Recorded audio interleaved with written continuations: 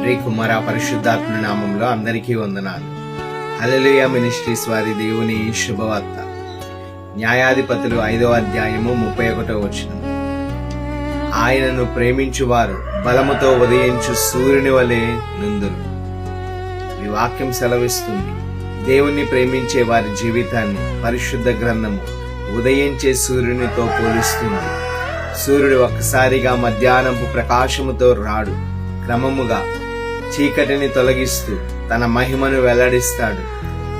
అలాగే దేవునిని ప్రేమించే వ్యక్తి కూడా ఆత్మీయంగా రోజు రోజుకు ఎదుగుతాడు.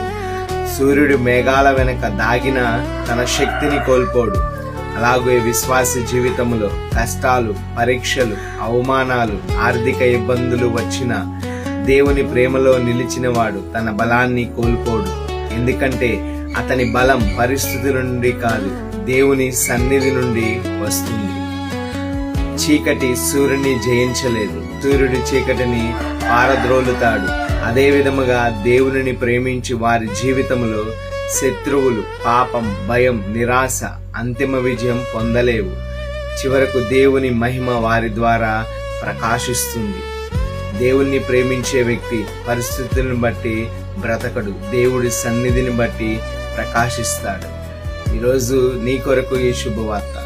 దేవుణ్ణి ప్రేమించేవారు చీకటితో పోరాడరు. వారు దేవుణ్ణి ప్రేమించారు గనుక బలముతో ఉదయించే సూర్యుని వలె నుందురు. కాబట్టి చీకటి తానుగా పారిపోతుంది.